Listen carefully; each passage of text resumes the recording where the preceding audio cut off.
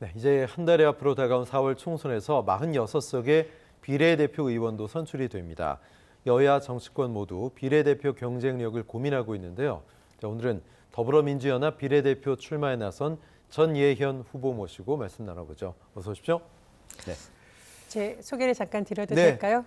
낭만 교수, 전 교수 전희연입니다. 낭만 닥터 김사부라는 드라마 아시죠? 그 배경이 바로 제 고향인 정선의 돌담병원으로 나옵니다. 강원도 출신이고요. 김사부라는 캐릭터 한석규 씨가 연기했는데 굉장히 열정적이고 약자를 위해서 큰 목소리 내잖아요. 저도 그런 역할을 하라고 고향에서 붙여주신 별명 낭만 교수, 전 교수 전희연입니다. 네, 낭만적인 정치하셨으면 좋겠는데 네. 예. 우석대 객원 교수 그리고 내일신문 기자 활동도 하셨고 패널 통해서 여러 목소리를 내셨는데 그간 어떤 활동으로 사회 문제에 개입하시고 또 기여를 하셨는지 설명 좀 해주십시오. 예, 저는 언론인으로 살면서 또 여러 가지 공공기관에서 일을 하면서 공적인 분야에서 일하는 사람들은 사회적 약자와 경제적 약자를 위한다는 철학을 갖고 있었습니다. 내일신문 기자로 일할 때 정치부 기자 활동을 많이 했는데요.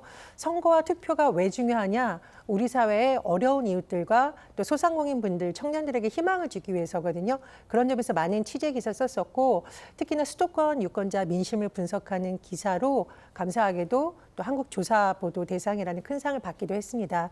지금 의석대 대학원 객원 교수로 일하면서 좀 청년들하고 대화를 많이 하려고 하는데요. 서울에 있는 청년들도 물론 훌륭하지만 지역에 있는 청년들이 참 고민이 깊습니다. 그런 분들의 목소리를 많이 들어서 좀 청년들 문제를 청년만이 아니라 모든 세대가 공감하고 함께 풀어가면 좋겠다. 그런 활동을 많이 하고 있습니다. 네, 청년 문제를 포함해서 말씀하셨듯이 포럼, 유튜브 채널을 만들어서 활동까지 하고 계신데 특히 청년 문제보다 적극적인 관심을 가지신 이유가 좀 궁금합니다. 제가 말씀드렸듯이 어른들 입장에서는 야, 그 나이 되면 나는 뭐 모든 재산 줘도 좋다라고 네. 생각을 하시지만 막상 돌아가라고 하면 아마 망설이실 겁니다. 사실 우리나라 청년들 일자리 문제 때문에 고민이 많거든요. 지금 청년 백수가 뭐 126만 명이라는 말도 나오고요. 청년 우울증이 증가한 말도 나오고 또 저출생 문제도 사실은 청년들이 먹고 사는 문제에 대한 불안감 때문에 발생하는 겁니다. 한마디로 대한민국이 지금 빨리 풀어야 될 문제의 핵심은 바로 청년들이고 그 문제를 풀기 위해서 청년뿐만 아니라 모든 세대가 노력해야 된다. 특히 정치권이 이 문제에 좀 적극적으로 나서야 된다는 생각을 갖고 있습니다. 개인적으로 아프니까 청춘이다 이런 용어는 좋아하지 않습니다. 네. 청년 시기에 너무 아프고 너무 힘들면 날개가 꺾여버립니다. 특히 지방에 있는 청년들 너무 힘들거든요. 그런 목소리를 담고 좀 플랫폼 역할을 하기 위해서 포럼도 만들고 유튜브도 만들게 됐습니다. 네, 젊었을 때 너무 아프면 후유증 있어요, 나중에. 그죠? 맞습니다. 네. 자, 비례대표 출사표를 내셨는데 비례 후보군 더불어민주연합 보니까 여성, 복지, 장애인, 외교, 국방, 전략 지역 뭐 분야 다양합니다. 어떤 분야에 어떤 이유로 출사표를 던지셨습니까? 예, 저는 사회 분야의 출사표를 던졌습니다. 말씀드렸듯이 제가 살아온 삶이 사회적 약자, 경제적 약자의 목소리를 내는 데 주력했었기 때문이고요. 앞으로 국회에서도 하고 싶은 일도 그런 일이기 때문입니다.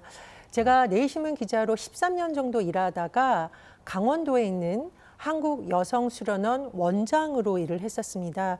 우리나라에 아직도 폭력 피해자들이 많다라는 거 대부분 알고 계실 텐데 이분들을 돌보면서 치유하는 일 많이 했었고요. 또 의외로 파산 가정이 굉장히 어렵습니다. 어른들만 고통을 겪는 게 아니라요. 파산 가정의 아이들 같은 경우에는 대부분 이혼한 가정 또는 엄마 아빠 떨어져 사는 그런 가정도 많기 때문에 경제적 약자인 파산 가정의 대상에 가족사랑 더하기 캠프 이런 걸 많이 했었습니다. 또 강원도 서울본부장으로도 일했었는데요. 강원도 대한민국 인구의 3% 지역에서 평창 동계올림픽을 성공시켰던 것은 중앙과 지역이 그리고 전 국민이 단합했기 때문입니다. 사회적 약자, 경제적 약자를 위해서 일해보고 싶어서 그리고 소멸해가는 지역을 위해서 일하고 싶어서 이번에 도전하게 됐습니다. 네, 소멸해가는 지역 균형 발전의 문제가 있는 건데 전국시 도지사 협의회에선 균형 발전을 위한 정부 부처 신설도 제안을 했죠. 정부가 신설하겠다는 인구 부는 해법이 아니라 건데 이 문제에 대해서도 생각이 좀 많으실 것 같아요. 예, 사실 균형 발전 문제를 다루는 위원회가 있죠. 그런데 위원회는 그 위상이 좀 제한적입니다. 대부분 건의하거나 제안하는 형식을 띠고 있습니다. 하지만 부처는 예산이라던가 인사라던가 집행에 있어서 훨씬 더 안정적이고 강력한 조직이거든요. 우리나라 지금 지역 소멸 문제 심각합니다. 따라서 저는 반드시 균형 발전을 다루는 컨트롤 타워 역할을 할 수 있는 균형발전부가 필요하다고 꾸준하게 주장하고 있고요. 특히 수도권뿐만 아니라 지역에 있는 방송에 가서 이런 말 하면 댓글로 많은 분들이 꼭 네. 필요하다라고 해주십니다. 그만큼 절박한 것이 지역균형 발전이라고 생각을 합니다. 네. 자, 그렇다면 비례대표 후보 순번 리스트는 어떻게 선정을 하는 건지 궁금한데 일단 더불어민주연합은 후보를 30명 내기로 했죠. 그럼 누가 상위 순번에 올라가느냐 투표를 해서 결정하겠지라고 생각들 하셨는데 이게 당선 가능성이 높은 순번을 받는 게 시간이 부족해서 투표가 아닌 심사로 결정을 하겠다. 공관위에서 이렇게 결정을 해서 시끄러웠습니다. 밀실공천 아니냐, 시간이 왜 없냐, 지금까지 충분히 시간이 있었는데 여기에 대해서는 좀 어떻게 생각하세요? 예, 일단은 30명 중에 20명 정도를 민주당에서 후보를 압축해서 낸다라는 건데요. 과거에는 별도의 공간위를 구성해서 그 비례대표 후보군의 순번을 정하는 투표라든가 여러 가지 방식이 있었는데 아무래도 이번에는 그런 절차보다는 전략 공간위를 통해서 서류 심사와 면접을 거쳐서 후보군을 압축할 것으로 지금 방침은 나와 있습니다. 다만 더불어 민주연합이라는 큰 차원에서 어떻게 순번을 정할지는 다시 좀 논의를 한다고 하시거든요. 다만 이 위성정당까지 만들게 된 이유는 소수 정당의 목소리를 반영을 해주겠다는 취지이기 때문에 새 진보연합이라던가 진보당이라던가 시민사회를 대표하는 연합정치시민회의에서 추천을 해주신 3명, 4명 총 10명의 후보들은 아무래도 좀 당선 가능한 쪽으로 많이 논의를 하지 않을까 싶습니다. 네.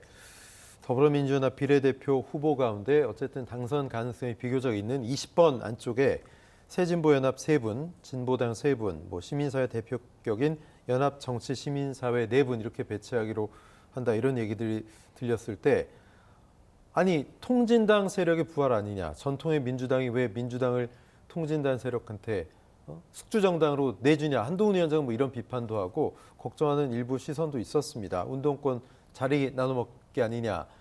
이거에 대해서는 좀 어떻게 생각하세요? 글쎄요, 저는 좀 생각이 다릅니다. 그리고 제가 지금 출사표를 던진 상황에서 다른 당의 후보들에 대해서 평가를 하는 건 좀 부적절하다고 생각을 하고요.